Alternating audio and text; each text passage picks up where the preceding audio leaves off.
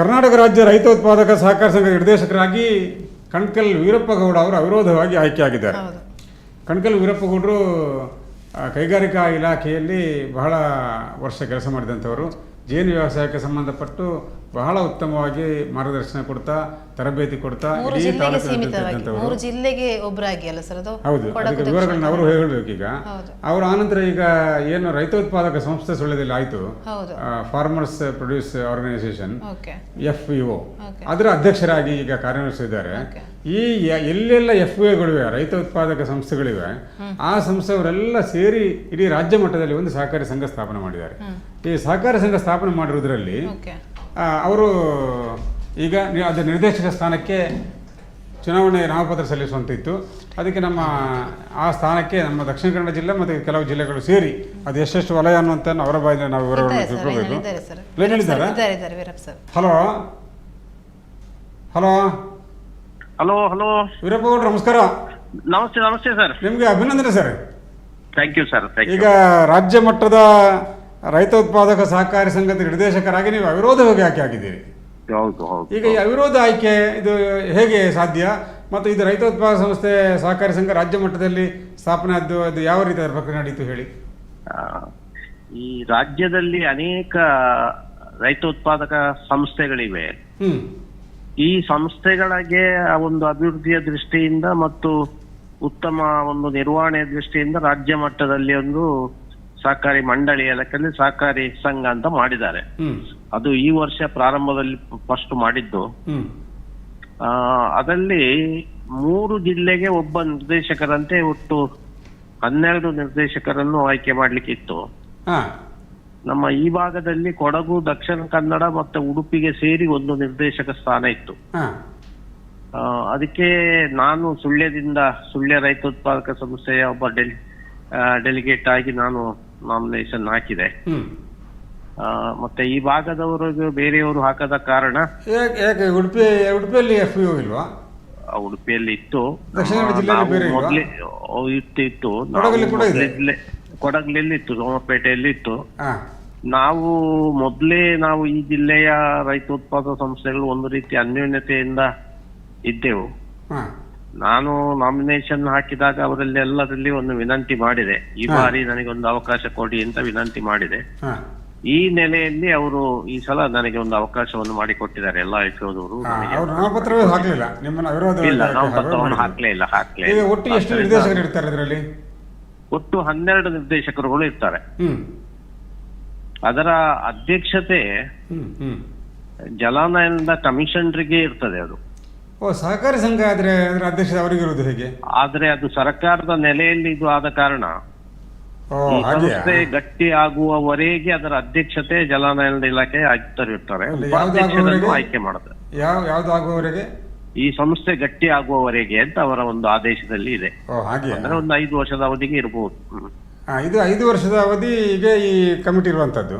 ಹೌದು ಹೌದು. ಉಪಾಧ್ಯಕ್ಷ ಆಗ್ಬೇಕಷ್ಟೇ, ಅದು ಆಯ್ಕೆ ಇದೆ. ಉಪಾಧ್ಯಕ್ಷರ ಆಯ್ಕೆ ಅದು ಅಧಿಕಾರಿ ಉಪಾಧ್ಯಕ್ಷರಾಗಿರುವುದಿಲ್ಲ. ಇಲ್ಲ ಇಲ್ಲ, ಅದು ನಿಮ್ಮಲ್ಲಿ ಯಾರು ನಿರ್ದೇಶಕರಾಗಿ ಆಯ್ಕೆ ಆಗಿದ್ರೆ ಅವರಲ್ಲಿ ಒಬ್ಬರು ಅವರಲ್ಲಿ ಉಪಾಧ್ಯಕ್ಷ. ಅಧ್ಯಕ್ಷರು ಮಾತ್ರ ಜಲಾನಯನ ಇಲಾಖೆಯ ಅಧಿಕಾರಿ ಇರ್ತಾರೆ. ಅಧಿಕಾರಿ ಆಯುಕ್ತರೇ ಇರ್ತಾರೆ. ಓಕೆ. ಈಗ ಜಲಾನಯನ ಇಲಾಖೆ ನಮ್ಮ FPO ಹೇಗೆ ಏನು ಸಂಬಂಧ? ಈಗ ಇಡೀ ನಮ್ಮ ಯೋಜನೆ ಜಲಾನಯನ ಇಲಾಖೆ ರಾಜ್ಯದಲ್ಲಿ ಮತ್ತು ಕೇಂದ್ರ ಸರ್ಕಾರದಿಂದ ಆಗುವ FPOಗಳು ಮತ್ತು ಇದನ್ನು ರಾಜ್ಯದ FPOಗಳು ಅದರ ಮಾನಿಟರಿಂಗ್ ಮಾಡ್ಲಿಕ್ಕೆ ಜಲಾನಯನ ಇಲಾಖೆಗೆ ಉಸ್ತುವಾರಿ ಇಲಾಖೆ ಅದು. ಆ ನೆಲೆಯಲ್ಲಿ ಜಲಾನಯನ ಇಲಾಖೆ ಇದನ್ನು ಆರಂಭ ಮಾಡಿ. ಹಾಗೆ ನಿಮ್ಮ ಮಾನಿಟರಿಂಗ್ ಇಲಾಖೆ ಜಲಾನಯನ ಇಲಾಖೆ, ಅದರಿಂದ ಜಲಾನಯನ ಇಲಾಖೆ ಉಸ್ತುವಾರಿಯಲ್ಲಿ ಇದೆಲ್ಲ ನಡೀತಾ ಇದೆ. ಎಸ್, ಧನ್ಯವಾದಗಳು ವೀರಪ್ಪಣ್ಣ. ಕಳೆದ ಸರ್ತಿ ಬೇರೆ ಏನಾದರೂ ಮಾತಾಡ್ಲಿಕ್ಕಿಲ್ಲ ಅಲ್ಲ? ನಾವು ಕಳೆದ ಸರ್ತಿ ಕಾಫಿ ಬೆಳೆಯ ವಿಚಾರವಾಗಿ ನಾವು ಮಾತಾಡಿದ್ವಿ. ಕಾಫಿ ಬೆಳೆ ನಮ್ಮ ದಕ್ಷಿಣ ಕನ್ನಡ ಜಿಲ್ಲೆಯಲ್ಲಿ ಕೂಡ, ಸುಳ್ಯ ತಾಲೂಕಲ್ಲಿ ದಕ್ಷಿಣ ಜಿಲ್ಲೆಯಲ್ಲಿ ಜನಪ್ರಿಯಗೊಳಿಸೋದಕ್ಕಾಗಿ FPO ಕೂಡ ಒಂದು ಪ್ರಾರ್ಥನೆಗಳು ಮಾಡ್ತಾ ಇದ್ದೆ, ಅಲ್ಲಲ್ಲಿ ಕಾರ್ಯಕಾರಿಗಳು ಮಾಡ್ತಾ ಇದ್ದೆ. ಅದರ ಒಟ್ಟಿಗೆ ಒಂದು ನರ್ಸರಿಯನ್ನು ಕೂಡ ನೀವು ಮಾಡ್ತಾ ಇದ್ದೀರಿ. ಹೌದು. ಈಗ ನಿಮ್ಮ ನರ್ಸರಿಯ ವಿಚಾರವಾಗಿ ಒಂದು ನೀವು ಮಾತನ್ನು ಹೇಳಿ. ನಾವು ಈ ಸುಳ್ಯ ತಾಲೂಕಿನಲ್ಲಿ ಪ್ರಾರಂಭದಲ್ಲಿ ನಾವು ಕಾಫಿ ಮಂಡಳಿಯವರನ್ನು ಕರೆದು ಒಂದು ಕಾರ್ಯಾಗಾರವನ್ನು ಮಾಡಿದೆವು. ಆ ಸಂದರ್ಭದಲ್ಲಿ ಕಾಫಿ ಬೆಳೆಯುವ ಆಸಕ್ತಿ ರೈತರ ಸಂಖ್ಯೆ ತುಂಬಾ ಇತ್ತು ಮತ್ತು ಗಿಡದ ಬಗ್ಗೆ ಬೇಡಿಕೆಯನ್ನು ಇಡುವಂತ ಇಟ್ರು ತುಂಬಾ ಜನ. ಆಗ ನಾವು ಕಾಫಿ ಮಂಡಳಿಯವರು ಒಂದು ಮಾತು ಹೇಳಿದ್ರು, ಎಲ್ಲೆಲ್ಲಿಯೂ ಗಿಡ ತಂದು ನೀವು ನೆಟ್ಟರೆ ಯಾವುದೋ ವೆರೈಟಿಯನ್ನು ನೆಟ್ಟರೆ ನಾಡಿದ್ದು ಸರಿಯಾದ ರಿಸಲ್ಟ್ ಸಿಗ್ತದೆ ಅಂತ ಹೇಳಲಿಕ್ಕೆ ಆಗುದಿಲ್ಲ. ಈ ಭಾಗಕ್ಕೆ ನಾವು ರೆಕಮೆಂಡ್ ಮಾಡ್ತಾ ಇರುವಂತ ತಳಿಯನ್ನು ಮಾತ್ರ ನೀವು ಮಾಡಿದ್ರೆ ಒಂದಿಷ್ಟು ಹೆಚ್ಚು ಪ್ರಯೋಜನಕಾರಿಯಾದಿತ್ತು ಅಂತ ಹೇಳಿದ್ರು. ಈ ನೆಲೆಯಲ್ಲಿ ಆ ಗಿಡವನ್ನು ಹಾಗೆ ನೀವು ಎಲ್ಲಿ ಅದನ್ನು ಸ್ವಲ್ಪ ಕ್ರಮಬದ್ಧವಾಗಿ ತಯಾರು ಮಾಡಿದ ಗಿಡ ನೆಟ್ಟಾಗ ಅದು ಒಳ್ಳೇದಿಲ್ಲ. ಅಂದ್ರೆ ನಾವು ಕೊಡಗಿಂದ ಅಥವಾ ಬೇರೆ ಕಡೆಯಿಂದ ನೀವು ಕಾಫಿ ಗಿಡಗಳನ್ನು ತಂದಾಗ ಒಟ್ಟಿಗೆ ಅದರೊಟ್ಟಿರುವ ರೋಗಗಳನ್ನು ಸಹ ಪರಿಸ್ಥಿತಿ ಉಂಟಾಗಬಹುದು ಅಂತ ಹೇಳಿದ್ರು.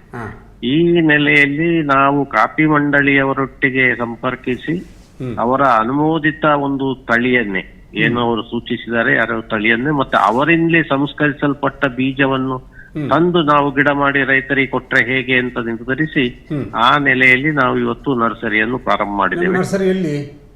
ಇಲ್ಲಿ ಹಳೆಗೇಟಿನಲ್ಲಿ ಸ್ವಲ್ಪ ಒಳಗಡೆ ಒಂದು ಜಾಗ ನಮ್ಮ ಸುಕುಮಾರ್ ವಕೀಲ್ರವರ ಜಾಗವನ್ನು ಐಡೆಂಟಿಫೈ ಮಾಡಿ ಈಗ ಈ ಸಲ ಒಂದು 50,000 ಕಾಫಿ ಗಿಡವನ್ನು ಮಾಡುವಂತ ಅದು ತೋಟಗಾರಿಕೆ ಇಲಾಖೆಯ ಒಂದು ನರ್ಸರಿ ಇದೆಯಲ್ಲ, ಅಲ್ಲಿ ಅಷ್ಟು ದೂರ ಹೋಗ್ಬೇಕು ಅಂತಿಲ್ಲ, ಈಚೆ ವಿಲಿಯಂನ ಮನೆಯ ಪಕ್ಕ ಅಡ್ಕ ಅಂತ ಹೇಳುವಲ್ಲಿ. ಹೌದು, ಆ ಭಾಗ. ಈಗ ನೀವು ಹಳೆಗೇಟಿನ ಸ್ವಲ್ಪ ಮುಂದೆ ಹೋಗಾಗ ಬಲದ ಬದಿಗೆ ತಿರುಗಬೇಕು, ಆ ಹೊಳೆ ಬದಿಗೆ ಹೋಗೋ ರಸ್ತೆಯಲ್ಲಿ ಹೋಗ್ಬೇಕು. ವಿಲಿಯಂನವರ ಮನೆಯ ಗೇಟಿಂದ ಈಚೆ ಬದಿಗೆ ಇರುವ ಗೇಟ್ ಅಲ್ಲಿ ಆ ಜಾಗಕ್ಕೆ ಹೋಗ್ಬೇಕು. ಅಲ್ಲಿ 50,000 ಗಿಡಗಳನ್ನು ವಿಸರ್ಜನೆ ಮಾಡ್ತೀವಿ. ಈ ಸಲ ಮಾಡ್ತಾ ಇದ್ದೇವೆ. ಅದೇ 50,000ಕ್ಕೆ ಈಗ ಡಿಮಾಂಡ್ ಇದೆ. ನಮ್ಮಲ್ಲಿ ಈಗ ಬುಕ್ಕಿಂಗ್ ಆಗ್ತಾ ಇದೆ ಅವಾಗ್ಲೇ ಈಗಲೇ. ಹೇಗೆ ಅದು ರೋಬಸ್ಟಾ ತಳಿ ಅಲ್ವಾ? ಇದು ರೋಬಸ್ಟಾ C/R ಅಂತ ಹೇಳುವಂತ ಒಂದು ತಳಿಯನ್ನು ಇಲ್ಲಿ ಗಿಡ ಮಾಡ್ತಾ ಇದ್ದೇವೆ. ಅದು ನಮ್ಮ ಈ ವಾತಾವರಣಕ್ಕೆ ಹೊಂದಿಕೊಳ್ತದೆ, ಇಲ್ಲಿ ಆಗ್ತದೆ ಅಂತ ಹೇಳುವಂತ ಒಂದು ಅಭಿಪ್ರಾಯ. ಒಂದು ಗಿಡಕ್ಕೆ ಎಷ್ಟು ಸರ್? ನಮ್ಮಲ್ಲಿ ಈಗ ನಾವು ಈಗ ನಿರ್ಧಾರ ಮಾಡಿಲ್ಲ. ನಮಗೆ ಸಾಮಾನ್ಯವಾಗಿ ಆ ಗಿಡ ಬೆಳೆಸುವ ಒಂದು ಕಾಸ್ಟ್ ಅನ್ನು ನೋಡಿಕೊಂಡು ಒಂದು 12ರಿಂದ 15 ರೂಪಾಯಿ ಬೀಳ್ಬಹುದು ಅಂತ ಕಾಣುತ್ತದೆ. ಆ ರೇಟಿಗೆ ನಾವು ರೈತರಿಗೆ ಕೊಡ್ಲಿಕ್ಕೆ ತಯಾರಿದ್ದೇವೆ.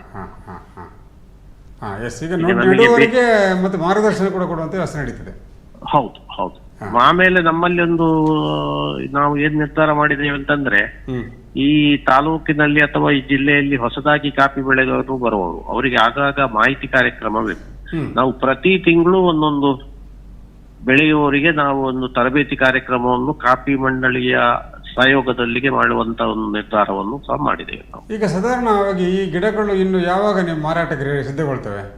ಅದು ಈಗ ನಾವು ಗಿಡ ಹಾಕಿದ ಅಂದ್ರೆ ಗಿಡ ಮಾರಬೇಕಾದ್ರೆ ಅದಕ್ಕೆ 4 ಜೋಡಿ ಎಲೆ ಬರಬೇಕು ಅಂತ ಲೆಕ್ಕ. 4 ಜೋಡಿ ಎಲೆ ಬರಬೇಕು. ಆ ಎಲೆ ಬರುವಾಗ ಸುಮಾರು 7 ತಿಂಗಳಿಂದ 8 ತಿಂಗಳು ಬೇಕಾಗ್ತದೆ ಗಿಡ ಹಾಕಿ. ಅಂತರಿಂದ ನಮ್ಮದು ಈಗ ನಾವು ಹಾಕಿದ ಗಿಡ ಸಾಮಾನ್ಯ ಸೆಪ್ಟೆಂಬರ್ ತಿಂಗಳಿಂದ ರೈತರಿಗೆ ಕೊಡ್ಲಿಕ್ಕೆ. ಸಾಧಾರಣ ಮಟ್ಟಿಗೆ ಈ ಕಾಫಿ ಗಿಡದ ಈ ನಾಟಿ ಅಂದ್ರೆ ಅದು ಯಾವಾಗ ಆರಂಭ ಆಗುದು? ಸಾಮಾನ್ಯವಾಗಿ ಜೂನ್ ಅಲ್ಲಿ ನೆಡುವವರು ಬಹಳ ಕಡಿಮೆ ನೆಡ್ತಾರೆ, ನೆಡುದಿಲ್ಲ ಅಂತಿಲ್ಲ. ಮತ್ತೆ ಎಲ್ಲರೂ ಸೆಪ್ಟೆಂಬರ್ ತಿಂಗಳಲ್ಲಿ ಆರಂಭ. ಮಳೆ ಕಡಿಮೆ ಆಗ್ಬೇಕು, ಆದ್ರೆ ಪೂರ್ಣ ಮಳೆಯ ದೊಡ್ಡ ಪ್ರಮಾಣದ ಮಳೆ ಕಡಿಮೆ ಆಗ್ಬೇಕು, ಆ ನಂತರ ನೆಡ್ಕೊಂತ. 1 ವರ್ಷದ ಗಿಡ 2 ವರ್ಷ ಗಿಡ ಎಲ್ಲ ನೆಡ್ತಾರೆ. ಬಹಳ ಕಡಿಮೆ, ಹೆಚ್ಚಿನವರೆಲ್ಲ 1 ವರ್ಷದ ಗಿಡವನ್ನು ನೆಡುವುದು ಉತ್ತಮ ಅಂತ ಅವರ ಅಭಿಪ್ರಾಯ. ಹಾಗೆ. ಧನ್ಯವಾದಗಳು sir. Thank you sir. Veerappa ಅವರ ಅಧಿಕಾರಿಯಾಗಿರೋ ಕೂಡ ಹಾಗೆ ಜೇನು ಕೃಷಿಯ ಬಗ್ಗೆ ಅವರು ಅಷ್ಟು ಡೀಪ್ ಆಗಿ ಅಷ್ಟು ಮಾಹಿತಿಯನ್ನು ಕೊಡ್ತಾ ಇದ್ರು. ನಮ್ಮ ಸುಳ್ಯ ತಾಲೂಕಲ್ಲಿ ಜೇನು ಕೃಷಿ ವ್ಯಾಪಕವಾಗಿ ಒಳ್ಳೆ ರೀತಿಯಲ್ಲಿ ಬೆಳಲಿಕ್ಕೆ ವೀರಪ್ಪ ಗೌಡರ ಮಾರ್ಗದರ್ಶನ ಕೂಡ ಕಾರಣ. ಆ ಒಂದು ವಿಚಾರವನ್ನು ತಿಳ್ಕೊಂಡ್ರೆ ಅದರಲ್ಲಿ ಪೂರ್ತಿ ಇನ್ವಾಲ್ವ್ ಆಗಿ ಅವರು ಕೆಲಸ ಮಾಡುವಂಥವ್ರು. ಈಗ ಈ FAO ಕೂಡ ಬಹಳ ಒಳ್ಳೆ ರೀತಿಯಲ್ಲಿ ಮುನ್ನಡೆಸಿದ್ದಾರೆ.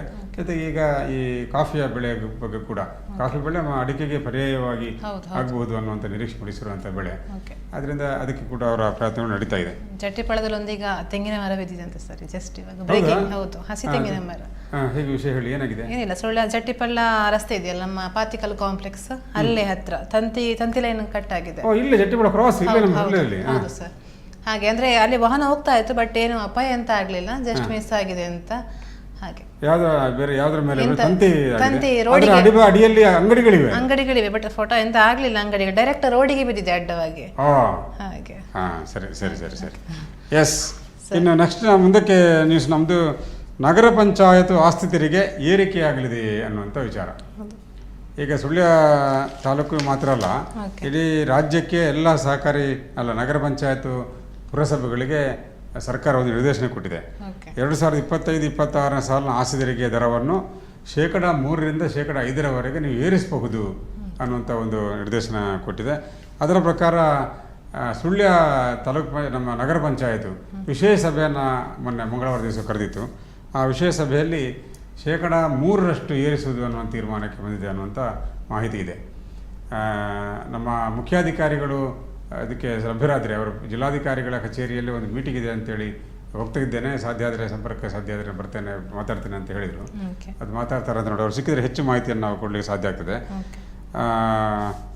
ಸಭೆಯಲ್ಲಿ ಅದು ವಿಚಾರ 5% ಮಾಡ್ಬೋದಿತ್ತು, ಆದರೆ 5% ಮಾಡದೆ 3% ಮಾಡಿದ್ದಾರೆ. ಇಲ್ಲಿ ಮನೆಗಳು ಅಥವಾ ಖಾಲಿ ಜಾಗಗಳು ಎಲ್ಲದಕ್ಕೂ ಕೂಡ ಟ್ಯಾಕ್ಸ್ ವಿಧಿಸಬೇಕಾಗ್ತದೆ. ಆ ಟ್ಯಾಕ್ಸ್ ವಿಧಿಸುವುದಕ್ಕೆ ಸಂಬಂಧಪಟ್ಟು ಈಗ ಇರುವ ಟ್ಯಾಕ್ಸನ್ನು 3% ₹100 ಆದರೆ ಅದಕ್ಕೆ ₹3 ಹೆಚ್ಚು ಮಾಡಿ ₹103 ಮಾಡುವ ಹಾಗೆ, ಆ ರೀತಿಯ ಒಂದು ರೇಷಿಯೋಲ್ಲಿ ಈಗ ಜಾಸ್ತಿ ಮಾಡ್ತಾರೆ. ಅದರ ಒಟ್ಟಿಗೆ ಈಗ ಸರ್ಕಾರ ಕಳೆದ ಸರ್ತಿ ಅದರ ಸಭೆಯಲ್ಲಿ ನಾವು ಇದರ ಈ ಸುದ್ದಿ ಸುತ್ತ ಕಾರ್ಯಕ್ರಮ ವಿಶ್ಲೇಷಣೆ ಮಾಡಿದ್ವಿ. ಈ ಖಾತೆ ಬಿ ಖಾತೆ ಅನ್ನುವಂಥ ಒಂದು ವ್ಯವಸ್ಥೆಯನ್ನು ಮಾಡಿದೆ. ಯಾವುದು ಅನಧಿಕೃತ ಕಟ್ಟಡಗಳಿವೆ ಅನ್ನುವಂಥದ್ದು ಇದೆಯಲ್ಲ, ಅದಕ್ಕೆ ಬಿ ಖಾತೆ ಅಂತ ಮಾಡಿ ಕೊಡುವಂಥದ್ದಿದೆ. ಆ ಬಿ ಖಾತೆ ಮಾಡುವ ಸಂದರ್ಭದಲ್ಲಿ ಏನು ಡಬಲ್ ಟ್ಯಾಕ್ಸ್ ನಗರ ಪಂಚಾಯತ್ ವಸೂಲು ಮಾಡ್ತಾಯಿತ್ತು, ಆ ಡಬಲ್ ಟ್ಯಾಕ್ಸ್ ಕಟ್ಟುವಂಥದ್ದು ನಿಲ್ತದೆ ಅಂತ. ಈಗ ಈ ಮೊನ್ನೆ ಸಭೆಯಲ್ಲಿ ಸದಸ್ಯರು ಅದರ ಬಗ್ಗೆ ಹೇಳುವಾಗ ಅಧ್ಯಕ್ಷರು ಹೇಳಿದ್ದಾರೆ, ಈ ವರ್ಷ ಈ ಮಾರ್ಚ್ ಎಂಡಿನ ಒಳಗಿನ ವಿಚಾರಕ್ಕೆ ಸಂಬಂಧಪಟ್ಟು ಡಬಲ್ ಟ್ಯಾಕ್ಸ್ ಇದ್ದೇ ಇರ್ತದೆ. ಮುಂದಿನ ವರ್ಷದಿಂದ ಯಾವಾಗ ಬಿ ಖಾತೆ ಆಗೋದು ಏಪ್ರಿಲ್ ತಿಂಗಳ ನಂತರ, ಆ ನಂತರ ಡಬಲ್ ಟ್ಯಾಕ್ಸ್ ಇರುವುದಿಲ್ಲ ಅನ್ನುವಂಥ ಮಾತನ್ನು ಅಧ್ಯಕ್ಷರು ಹೇಳಿದ್ದಾರೆ ಅನ್ನುವಂಥದ್ದು ಕೂಡ ಇದೆ. ಅದರ ಒಟ್ಟಿಗೆ ಈ ಆಸ್ತಿ ತೆರಿಗೆ ವಿಚಾರವಾಗಿ ಅಧ್ಯಕ್ಷರ ಲೈನ್ ಬಿಸಿ ಬರ್ತಾ ಇದೆ. ಈ ಆಸ್ತಿ ತೆರಿಗೆ ವಿಚಾರವಾಗಿ ಮತ್ತೊಂದು ಇದೆ. ಈಗ ಈ ಏಪ್ರಿಲ್ ತಿಂಗಳಲ್ಲಿ ಟ್ಯಾಕ್ಸನ್ನು ಕಟ್ಟಿದರೆ, ಈಗ 1 ವರ್ಷ ಟ್ಯಾಕ್ಸ್ ಅನ್ನುವಂಥದ್ದು 1 ವರ್ಷ ಟ್ಯಾಕ್ಸ್ 25-26ನೇ ಸಾಲಿನ ಟ್ಯಾಕ್ಸ್ ಅಂತ ಹೇಳಿದರೆ 26ನೇ ಇಸ್ವಿಯ ಮಾರ್ಚ್ ಒಳಗೆ ಕಟ್ಟಿದರೆ ಸಾಕಲ್ವಾ ಅನ್ನೋಂಥದ್ದು ಮಾತನ್ನು ಸಾಮಾನ್ಯವಾಗಿ ನಾವೆಲ್ಲ ಹೇಳ್ತೇವೆ. ಆದರೆ ನಗರ ಪಂಚಾಯತು ಒಂದು ಕ್ರೈಟೀರಿಯಾ ಇಟ್ಟುಕೊಂಡಿದೆ. ಈ ಆರಂಭದ ತಿಂಗಳು ಏಪ್ರಿಲ್ ತಿಂಗಳಲ್ಲಿ ಟ್ಯಾಕ್ಸನ್ನು ಕಟ್ಟಿದರೆ 5% ಅತ್ತೆ, ಇದು ನನ್ನ ಬರ್ಡೇ ಗಿಫ್ಟು. ಇದೆಲ್ಲ ಜೀವನದಲ್ಲಿ ನನಗೋಸ್ಕರ ತಗೊಂಡ್ಬಂದಿದ್ದಾರೆ. ನಿನ್ ಮೇಲೆ ತುಂಬಾ ಚೆನ್ನಾಗಿ ಕಾಣುತ್ತೆ. ಇದು ತುಂಬಾ ಚೆನ್ನಾಗಿದೆ ಅಲ್ವಾ? ತುಂಬಾ ಚೆನ್ನಾಗಿದೆ.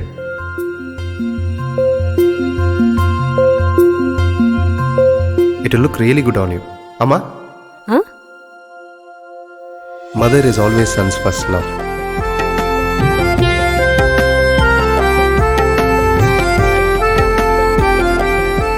ಪ್ರತಿ ಪೀಳಿಗೆಯ ಪ್ರೀತಿಯ ಮಳಿಗೆ GL ಆಚಾರ್ಯ ಜುವೆಲ್ಲರ್ಸ್.